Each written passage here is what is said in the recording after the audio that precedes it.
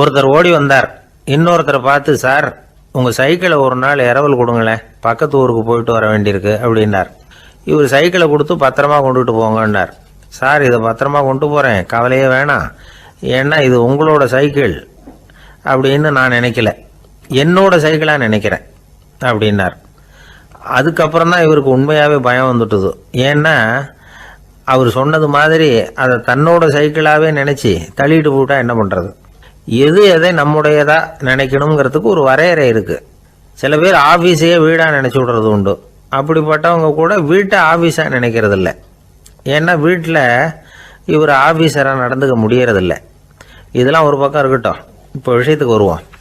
பொறியியல் மேதை டாக்டர் விஸ்வேஸ்வரய்யா இருந்தார் இல்லையா, பாரத ரத்னா விருதெல்லாம் கொடுத்தாங்களே. ஆஃபீஸ் வேலை வேற, சொந்த வேலை வேற அப்படிங்கிறதுக்கு ஒரு உதாரணமாக இருந்தவர் அவர். மைசூர் மகாராஜா கிட்ட திவானா இருந்தார். அவர் ஒரு நாள் அரசாங்க வேலை காரணமாக வெளியூர் போயிருந்தார். ஹாசன்கிற ஊருக்கு பக்கத்தில் ஒரு பயண மாளிகை, அங்கே தங்கிவிட்டார். ராத்திரி அங்கே தங்கி இருந்துட்டு விடிஞ்சதும் ஊருக்கு திரும்புறதாக திட்டம். ராத்திரி தூங்குறதுக்கு ரொம்ப நேரம் ஆகிட்டுது. ரொம்ப நேரம் வரைக்கும் அரசாங்க சம்பந்தப்பட்ட வேலைகளையே பார்த்துக்கிட்டு இருக்கிறார். அரசாங்க ஃபைல்கள் நிறைய இருந்தது. அதையெல்லாம் ஒவ்வொன்றா எடுத்தார், படித்து பார்த்தார், பரிசீலனை பண்ணார்.